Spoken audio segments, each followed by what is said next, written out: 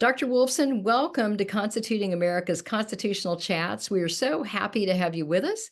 And we'd like to invite you to just give a few opening comments on de Tocqueville, why study de Tocqueville, democracy in America, and then we'll go to questions.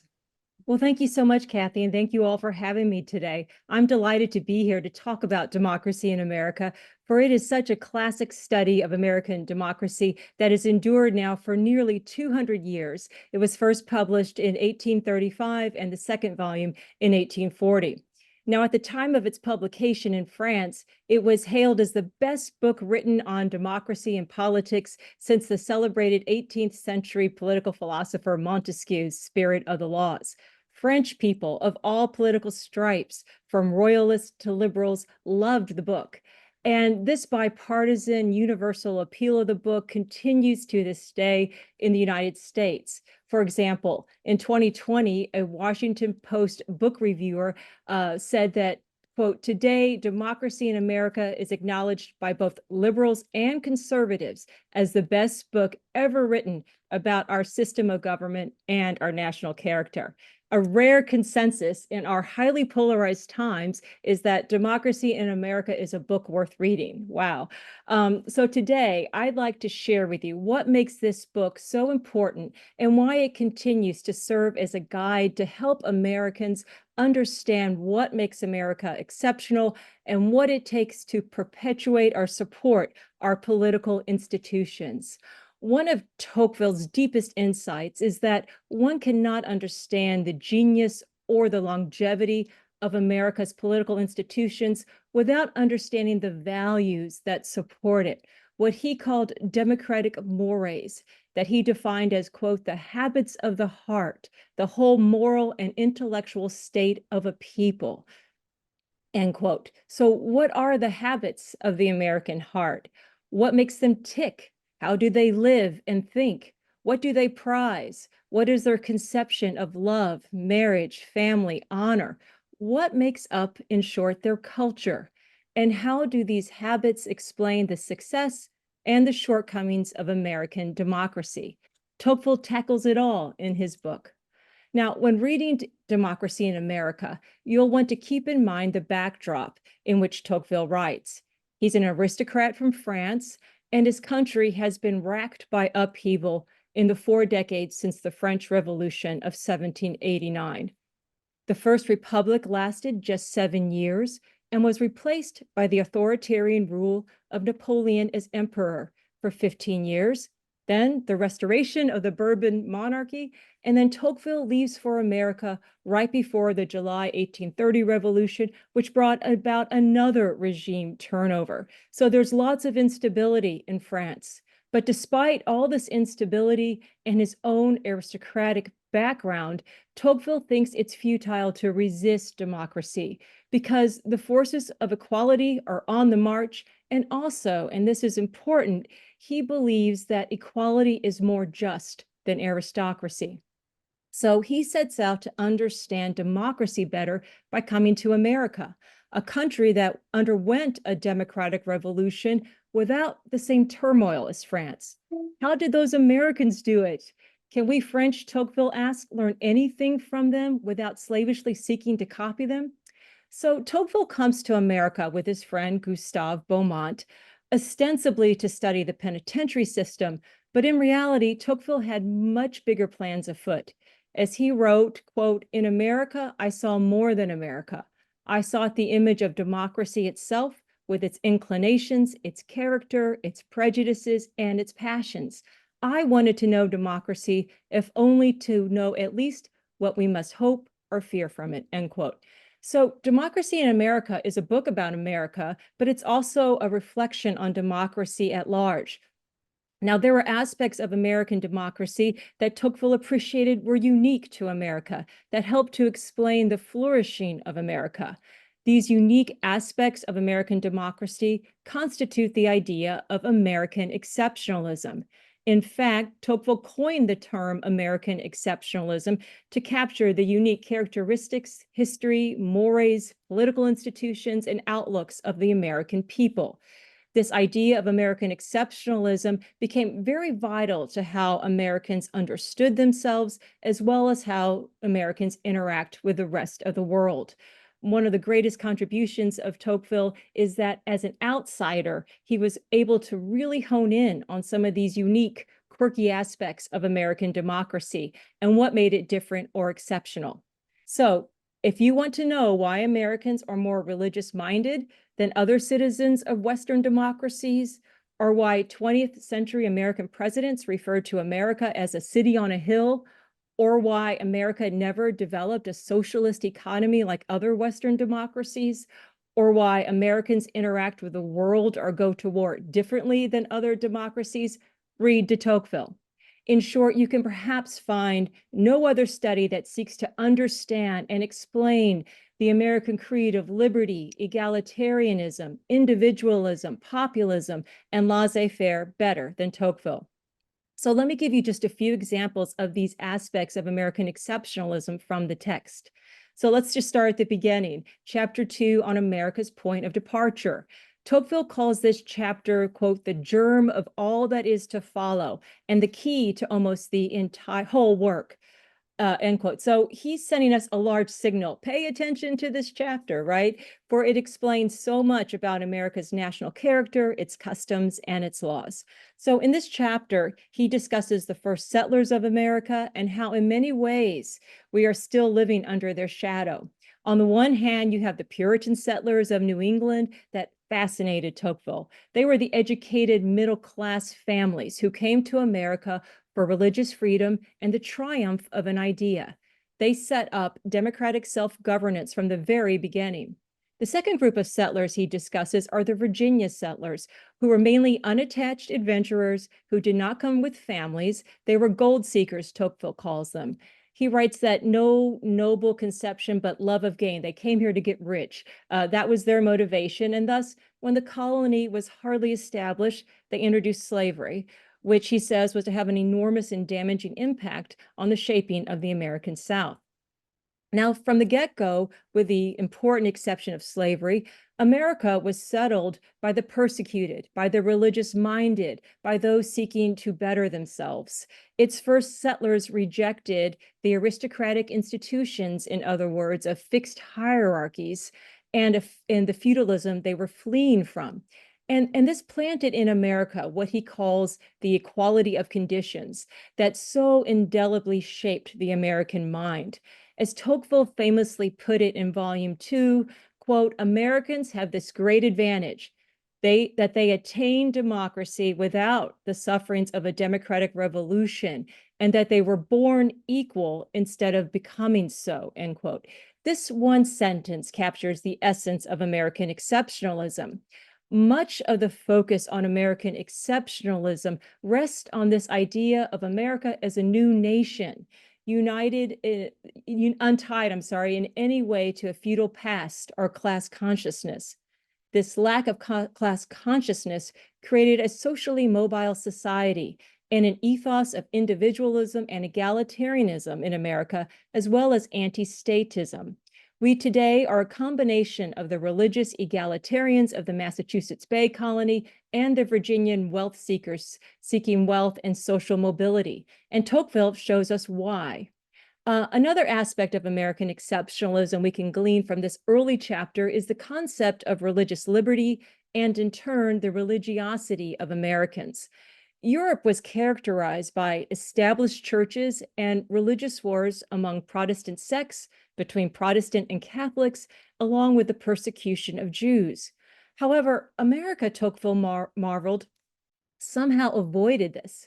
As Tocqueville memorably puts it, Americans were somehow able to combine and harmonize two concepts, most often at war with each other, the spirit of liberty and the spirit of religion. This absolutely fascinated Tocqueville. How did Americans avoid the religious wars that plagued Europe? And how did they foster such religiosity in America without the support of an established church? So read chapter 2 to better understand this important accomplishment in America. Reading Democracy in America, one is struck by how much Tocqueville focuses on the role of religion in America in supporting democratic institutions and supporting the idea of ordered liberty. Quote, "The religious atmosphere of the country was the first thing that struck me on arrival in the United States," Tocqueville writes. Indeed, Tocqueville marveled at how much religion infused American society and the political consequences that followed. He called religion the first of America's political institutions. The lingering aspects of religiosity became another component of American exceptionalism, defying the secularization theory of Max Weber, who thought with modernity, more people would stop going to church or going to temple. Over time, Europe became much more secularized, but not America. Some today even attribute the way America has historically gone to war to its religiosity and its Puritan point of departure. The great sociologist Seymour Martin Lipset wrote, quote, "The United States primarily goes to war against evil, not in its self-perception to defend material interests," end quote. Tocqueville predicted that Russia and the United States were destined to become great world powers, and each exercised their power, we saw, in very different ways. Tocqueville helps us to understand why. One last aspect of American exceptionalism is the importance of civil society. The tendencies of democracies in France and Europe, in large part because of their feudal past, has been towards the centralization of power or the growth of big government. A key aspect of American exceptionalism is, or at least was, its lack of centralization. Rather than the hand of government, ordinary Americans acting within a robust civil society addressed societal problems. Tocqueville was struck by the hustle and bustle of cities and towns in America and the ordinary citizens engaged in all sorts of local projects, causes, and movements, be they political, charitable, religious, commercial, large, small.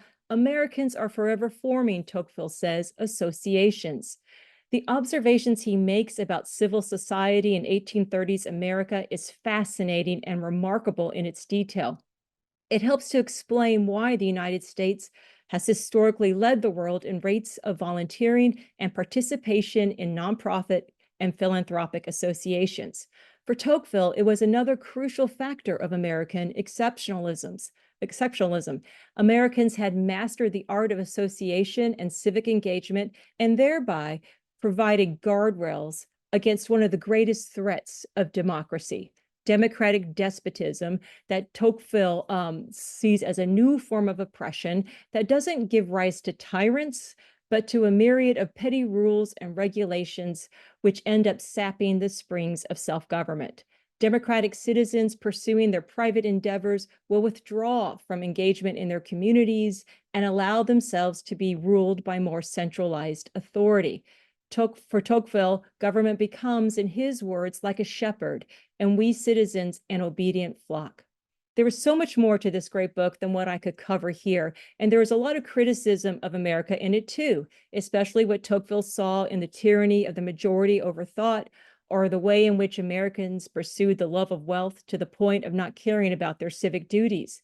The longest chapter of the book, and the one that Tocqueville stresses only applies to America, is his penetrating study of the three races in America: whites, enslaved peoples, and Native Americans. And that is very worth your time to read. But finally, in concluding, I will say, though, one of the main reasons for you to read this book is that you might just recognize some aspect of yourself that has been shaped by the mores of American democracy.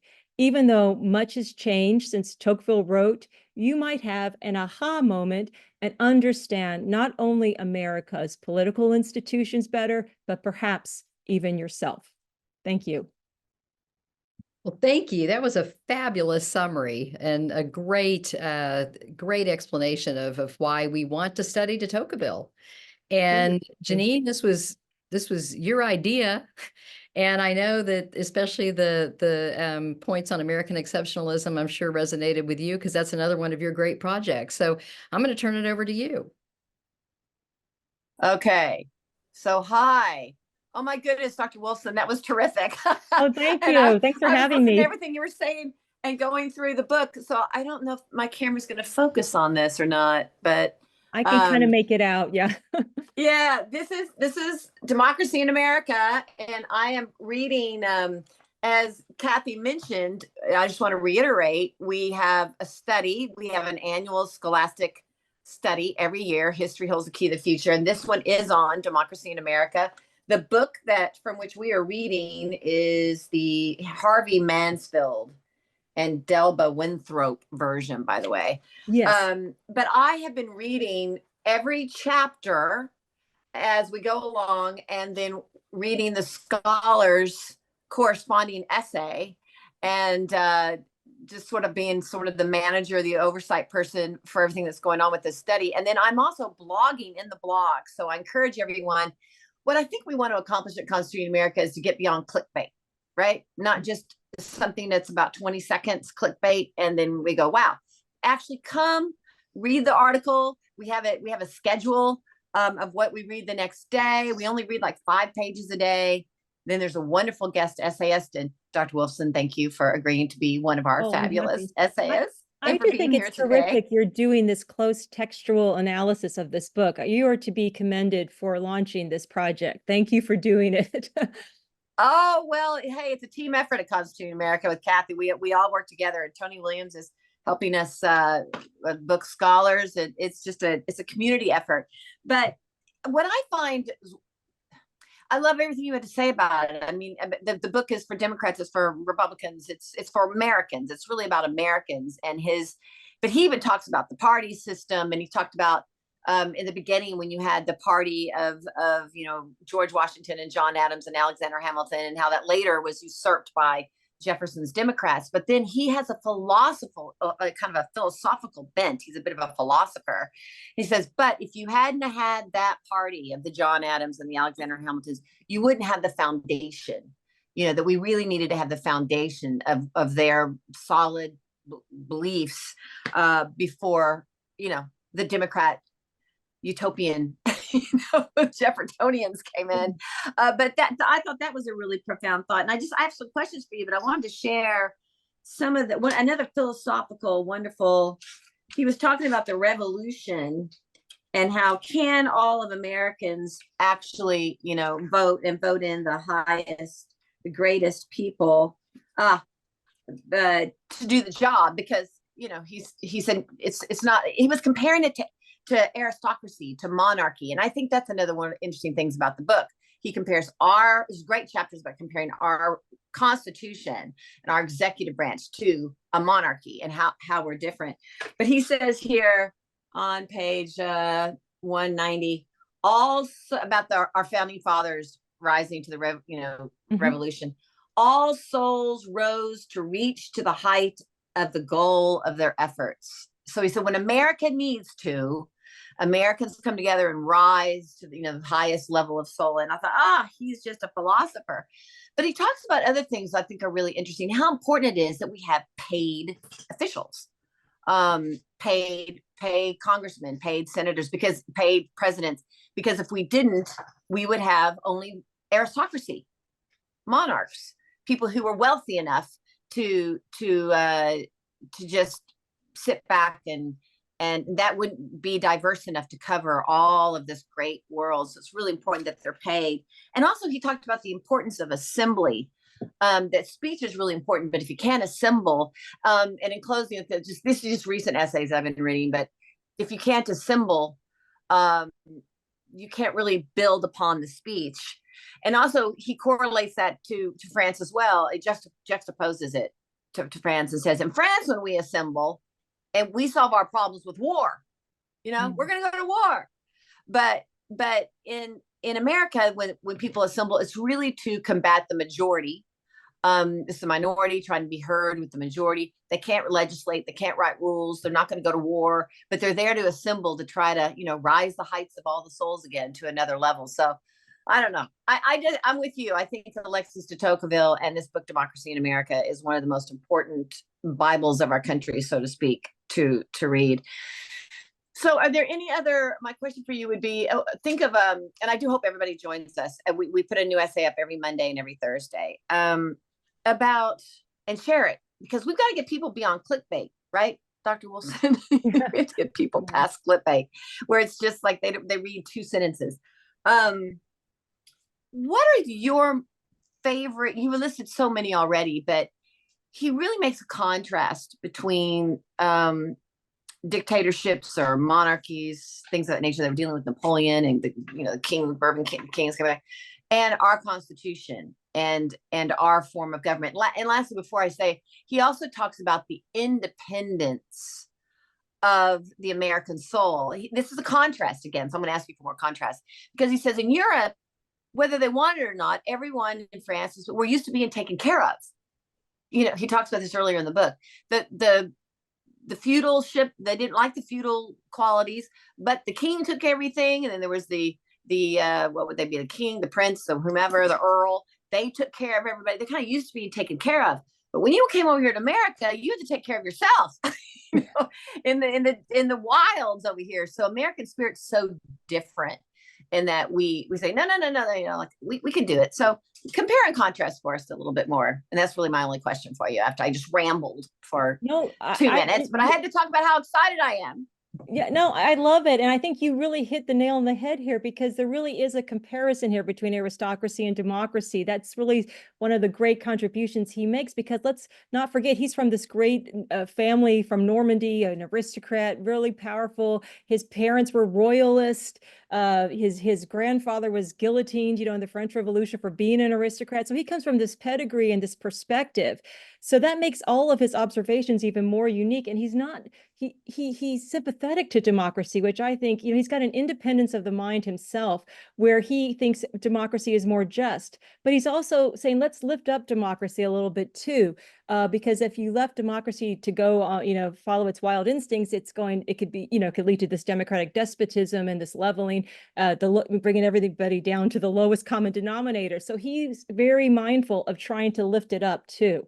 And so that's where he can try to find things in America that will stave off some of that leveling, I think, the mediocrity and things like that. Because, right, you had these people, you mentioned, Janine, George Washington and others, who rose to the occasion. And he wants to make sure that this next generation, because now the revolutionary generation has died off by the 1830s, can this generation also rise up? And if so, how can they do it? So he finds things in democracy. It's not aristocracy, but there are things, conceptions of honor in America that are very American, very democratic, but help to instill that independence and that ability, hopefully, to keep rising to the occasion, as you brought out. So I think that's really, really key, to have what he calls a manly equality. That's what he calls it. It's virilité, égalité.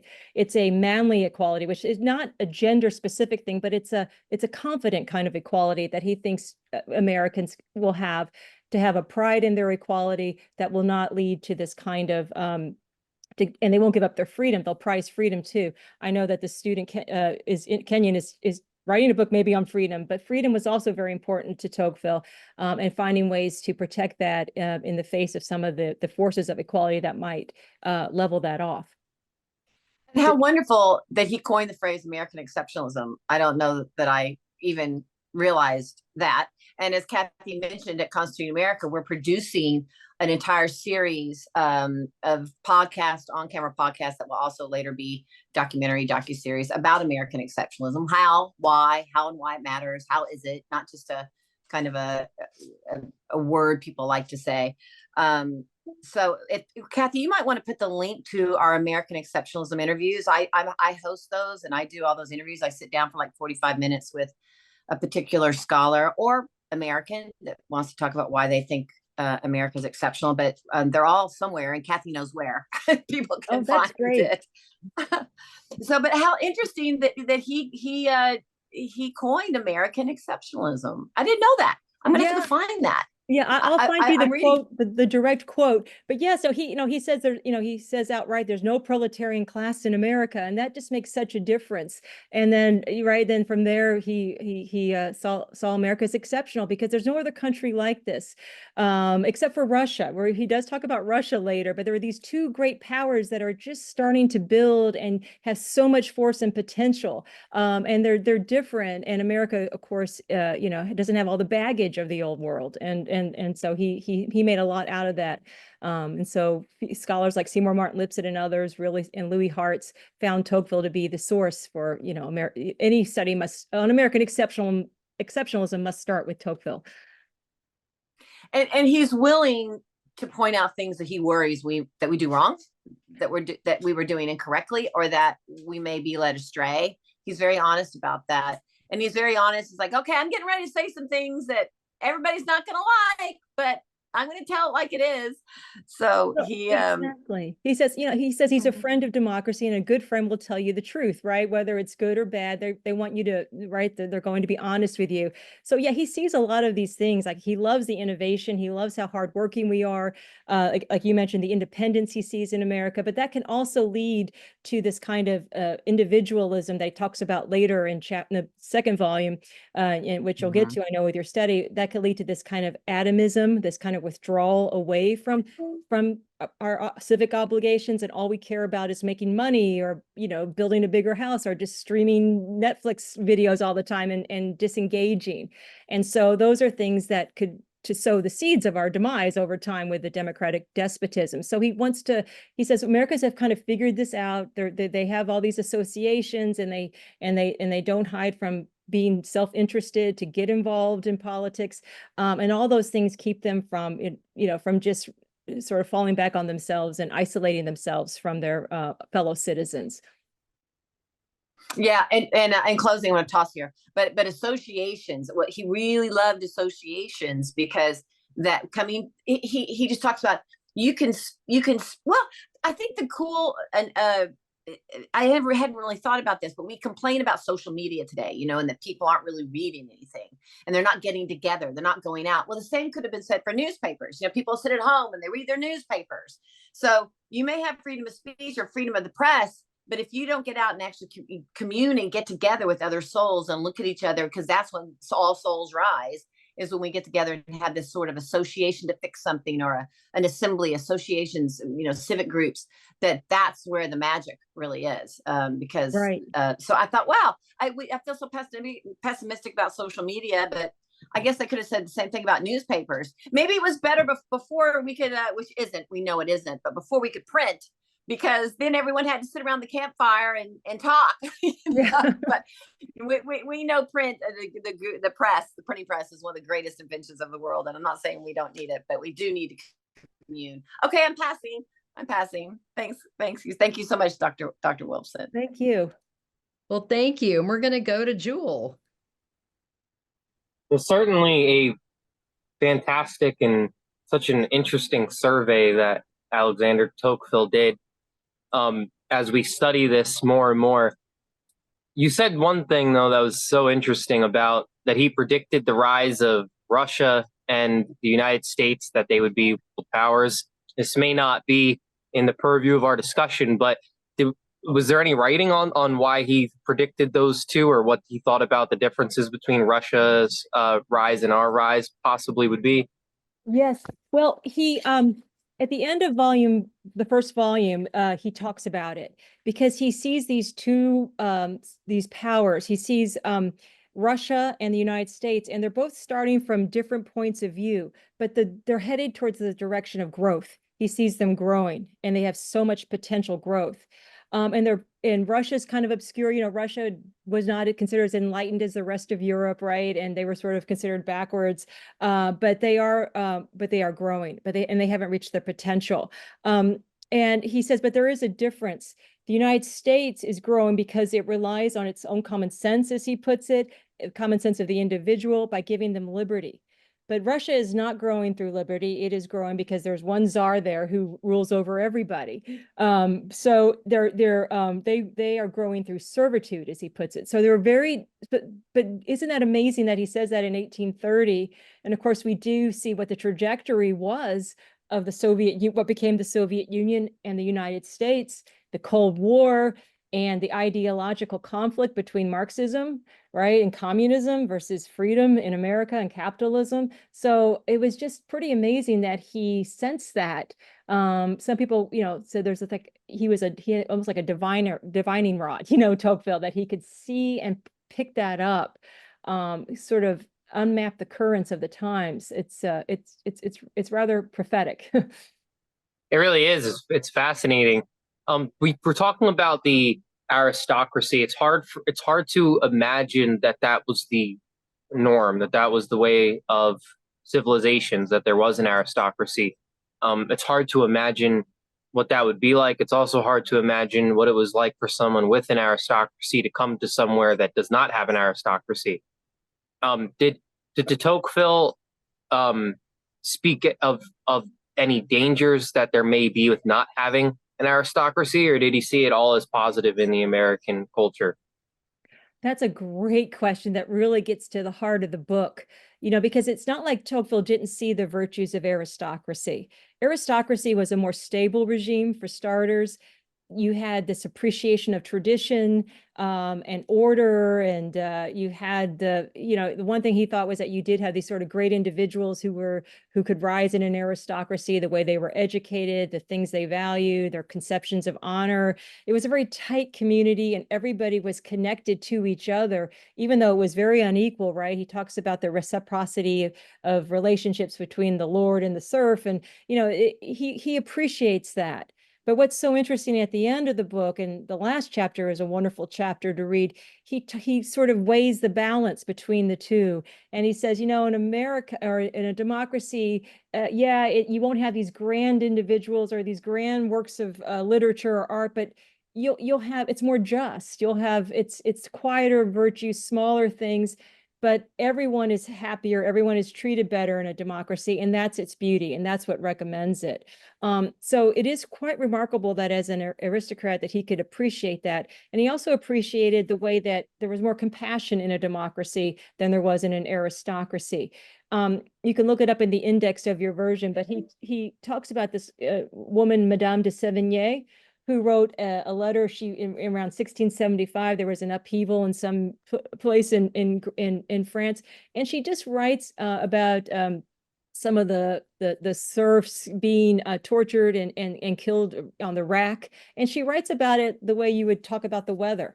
And he shares some of these excerpts from her letters just to show you how in an aristocracy, people only had compassion for those in their class. And he finds that really repugnant. And that's why I think that's a key reason for why he preferred democracy. Again, because of its justice, because of the cords of humanity are tighter in a democracy. Wow. And I want to pass to Kenyon, but first, just if you could answer just as quick as you can, even though it's maybe too big of a question to ask. But in closing, did de Tocqueville particularly mention the federalism in the states in regard to having our republican form of government, and if that was was that important to him as much as these other aspects, or was that maybe not quite as important to his survey?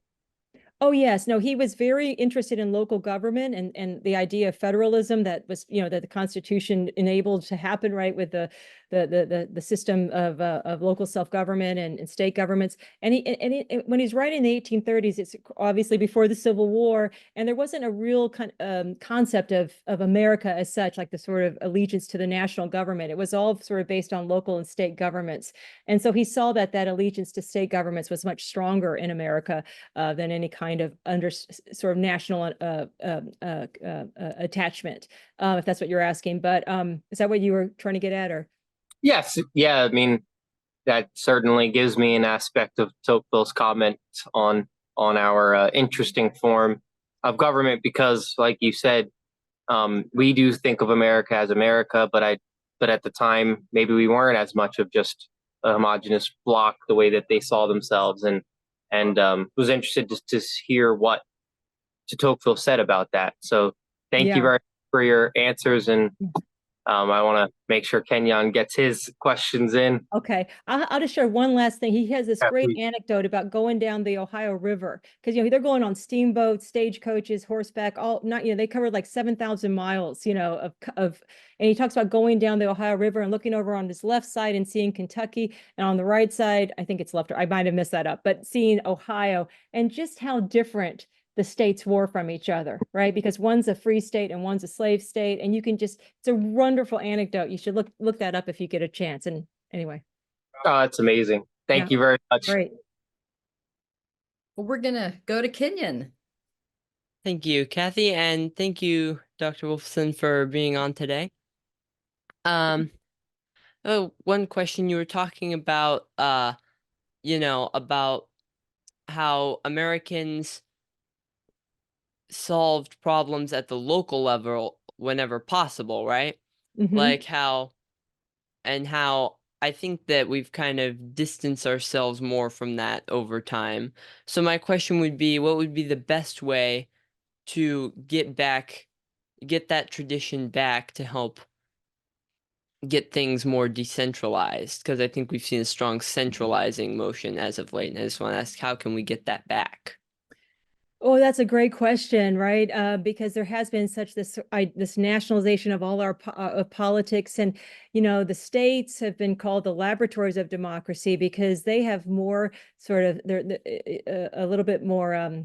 They're nimbler. They can have more creativity to solve problems, and they have a better understanding of how problems affect their people differently than other localities and places. So it really is a very key component of having a healthy democracy.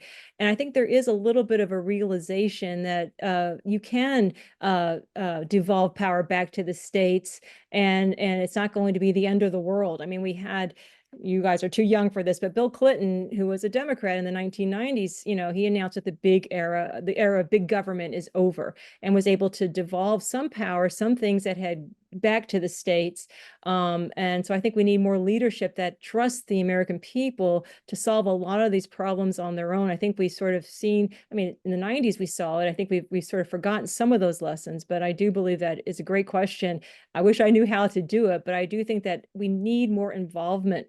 I think that's why Tocqueville saw this kind of connection between, if you're more involved in your communities, it's the easiest thing to do, probably. I mean, it's not easy, everyone's busy, but you're a Boy Scout, right? You mentioned and so we have parents who, I'll volunteer to be the leader of the troop, or I'll volunteer to help with one of the meetings, or I'll go on the camping trip. And so these are the things that are more immediate to us and sort of give us a taste for getting involved in something other than our work, our more immediate families. And so then you do that. I might go to the PTA meeting. I might run for PTA president. Maybe I'll run for school board. And so it's by getting involved in local issues that you sort of understand, okay, that there's a lot more that I could do. And then I think that kind of this kind of local involvement and familiarity with local politics and state politics, I think we just have to do that, and then we can demand more from our national leaders that, hey, we can solve some of these problems. We know what to do, but it takes the everyday citizen to become more involved. Again, you don't have to run for the PTA president, but you should go to a PTA meeting. You need to get involved in your community, I think, and then we can ask more of our leaders to trust us to take care of a lot of these problems. Yeah, I like what you said about the community involvement and things that you're already, you get involved in one thing, it involves other things as well, just in your community. I like that. Yeah. I was also going to ask about, you said there was, like, in the book, de Tocqueville lays out there's the two kinds of people in America. There's the Puritans in New England who came for religious freedom, and then there's kind of the golden treasure seekers in the South that were seeking wealth and affluence. So I would like to ask, how did those two types of people shape the culture of those areas and lead to their different histories? Oh, great question. Well, to start with the South, he did mention, and I think I alluded to it, that because the point of departure was different in Virginia, they came as adventurers, gold seekers, and they didn't bring their families. And so all they really wanted was to get rich. And so they immediately introduced slavery because that helped them, right, in their pursuit of wealth. And so that really did change of that part of the American South. But what's interesting is that the Puritans, on the other hand, had very different motivations for being here, and they created these townships that were, if you read the opening chapters, that use what he called the Mosaic Law, or the sort of Judeo, the Hebrew code as for their laws from the old, what a lot of people call the Old Testament, of course. And that was just such a, he says there was a biblical fragrance about America, in New England, and that religiosity and that commitment to both democracy and religion, right? It was just incredible. And we still have vestiges of that in our country, of course, but not as much. Right, it's not as intense. But what's really interesting too is that even when Tocqueville's writing, he kind of sees the lure of the wealth seeking, that side of the equation. There's still a lot of religiosity, but he seems to be saying that this idea of getting wealthy and the social mobility and nascent capitalism and all that stuff, that has a real pull on people, and it's going to be hard to maintain the religiosity in the face of all the temptations that the seeking wealth creates. So we have this duality about us, that we honor people who do well in this country and make a lot of money, right? But we also have this religious tradition too, that sort of that values other ends and things. So it's kind of the American back and forth between these two things, if that makes sense. Yeah, that makes sense. That's really good. I like that a lot. But one last question before I toss. How did that religiosity evolve over time in America? Well, it started really strongly, of course, in New England under the Puritans. But then, there were other things. There was the Great Awakening, of course, the Second Great Awakening in the mid-19th century, and he's coming during that time. So there are all these Protestant sects in American, like sort of the Protestant movement, starting new sects and things. And so I think in part, there was this Protestant flourishing in America because of the freedom here. And so there was a lot of that happening at the time. And there was a sense too, and I mean, Tocqueville talks about this. He said, look, Americans realize they have so much freedom in this country, and it could be pretty wild when you think about that. They realized if we're going to do this right, we're going to have some curbs on our freedom.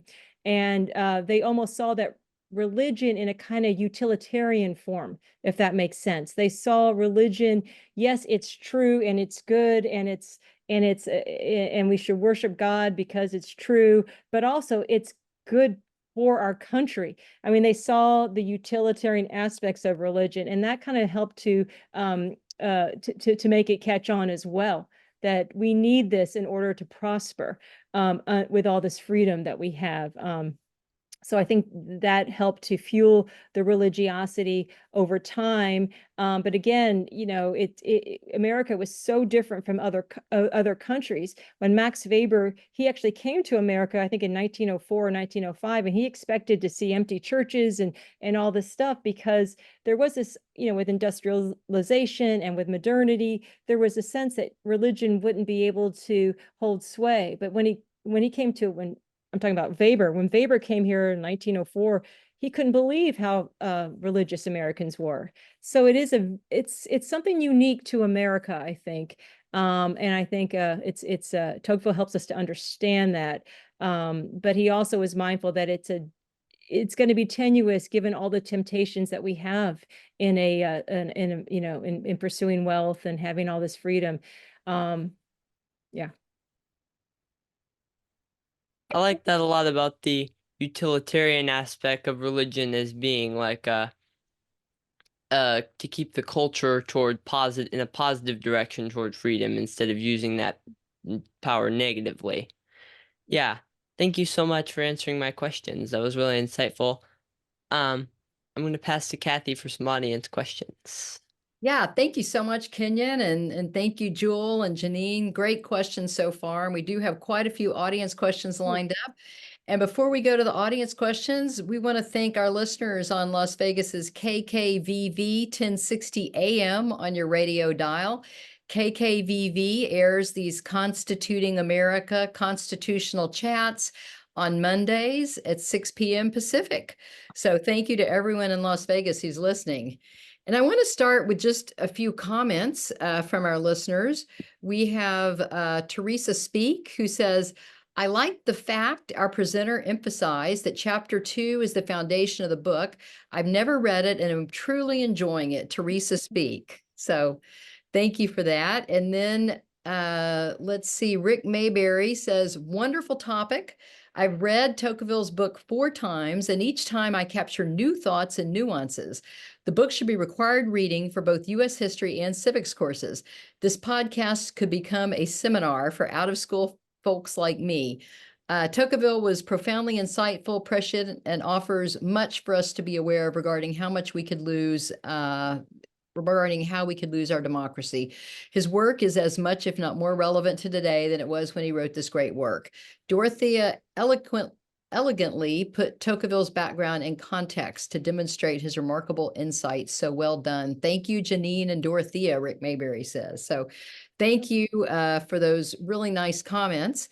And Sandy Thatcher, who's one of our regular Constitutional Chats podcast listeners, says that he's the proud owner of the first English edition of this book in volume 2, or in 2 volumes, translated by Henry Reeve and published by Saunders and Otley in London in 1835. Wow.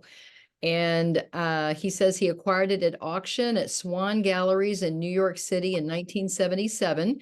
But Sandy's question is, what did Tocqueville think of the Electoral College?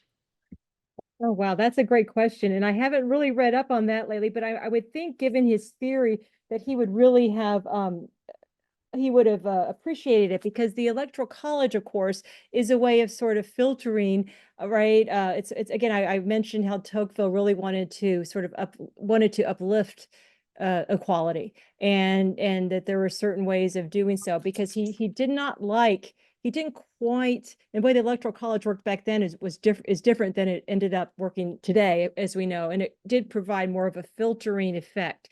And I'll just mention, he was very critical of Andrew Jackson, who was president at the time that he came, because he believed that he just flattered the majority and the passions of the majority. And so the Electoral College was meant to stave that off. So I know he does talk about the Electoral College, but not a whole lot in Democracy in America. But it would be fitting with his idea of checking some of the excesses of democracy that he would support the Electoral College. Well, thank you. And our sponsor, Dwayne Horner, asks, Dwayne says, de Tocqueville spends a lot of time explaining our branches of government and the Constitution. What would he think about criticisms of the Constitution today, even going as far as the recent New York Times article that says the Constitution might be dangerous? And I don't know if you saw that New York Times article or not, but there's, a lot of criticism on the Constitution today. And yeah. Is de Tocqueville an admirer of our Constitution? He is an admirer of the Constitution. He's an admirer. He talks about Federalist 51 and James Madison. And I mean, when you think about it, France, they went through, like I mentioned, they were going through so many different constitutions, and there was so much upheaval. And then you have this Constitution he admired. Janine mentioned George Washington, the founders who had the insight to understand what it takes for the stability of American democracy. And of course, Montesquieu is the most cited philosopher that the founders talked about. And so he would not be critical of the Constitution. The Constitution for him it's so important that there's the rule of law in a democracy, because the rule of law, again, it's another one of those filters to just the bare passions of the majority.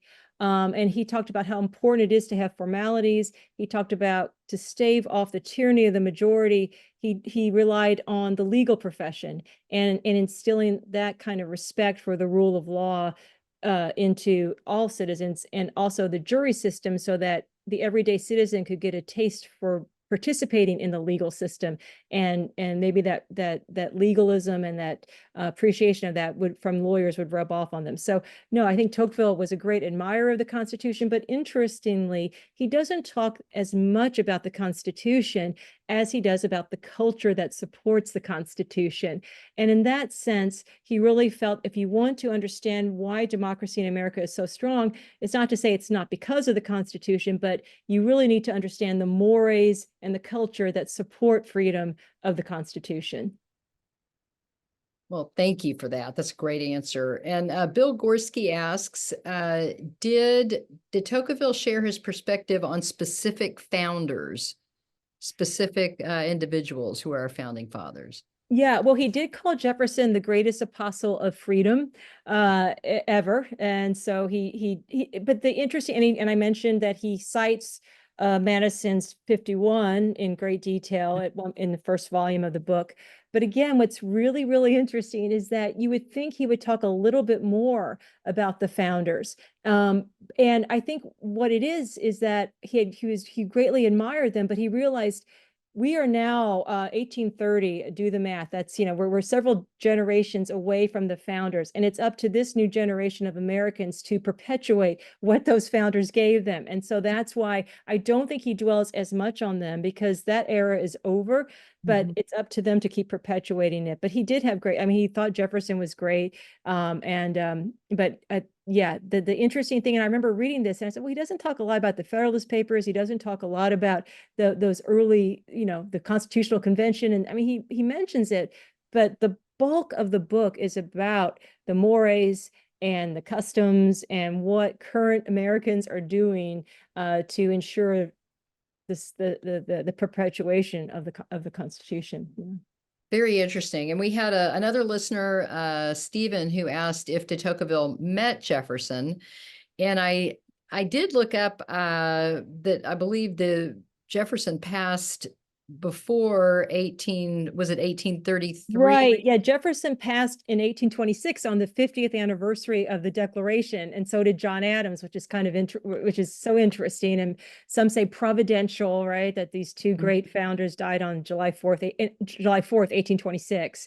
That's when they died. So yeah, so he did not meet Thomas Jefferson, but he mentions him as I said, and he did meet John Quincy Adams. He met Andrew Jackson and spoke with him, and he also talked with Daniel Webster, and he also interviewed at the time the sole survivor, the sole signer of the Declaration of Independence, Charles Carroll. And there's quite a bit of an interview that he had with Charles Carroll about the Declaration of Independence in his notebooks. Very interesting. And I know we just have 1 minute left. So Jordan, I'm going to ask you if you could pull up our website really quick so we can show our listeners how to access this study. If you go to the homepage and scroll up, Jordan, so they can see, then scroll down here. You'll go right down here, and we have essay 3 up today. But if you've missed the first 2 essays, you can click on the study schedule, which there's that button, Jordan, click on that.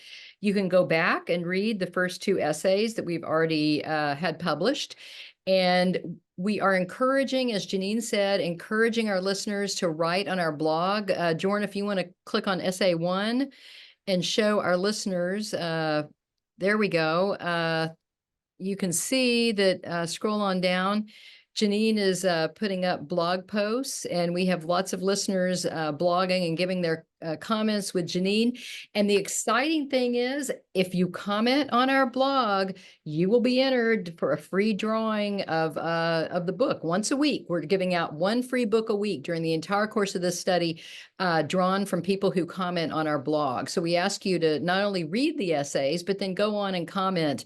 And Janine will be engaging with you, as well as our scholars who write these essays, and I will as well, and others. And so we hope that you will comment on the blog. And if you'll go back out, Jordan, to the homepage really quick, we will show people how to sign up to receive these essays in your inbox. Again, just go down and it says sign up for a 90-day study essay email, and that takes you to Constant Contact. And after we verify that we are human, you can put your name and your email in, and we will email you the essays as soon as they're published every Monday and Thursday. And then that way they come right to your inbox. And again, there'll be links in those to click to read and to comment, and we hope that you all participate. So we thank our audience so much for being with us today. And Dorothea, we thank you for sharing your just incredible knowledge of de Tocqueville, and not only your knowledge, but your enthusiasm. It's really inspiring. And I know it makes me want to delve into de Tocqueville even more after hearing you. And so we just really thank you for your time and being with us today. Well, it was a pleasure. Thank you so much for having me and asking such great questions. Well, thank you. And again, we thank our listeners, and we hope that you all next week will tune in for our Constitution Day program, which is September 17th. And we're going to be featuring some of our We the Future contest winners, streaming live from Mount Vernon. And then we'll go back to our regular podcast on September 24th. So thank you all for being with us, and happy early Constitution Day. Thank you.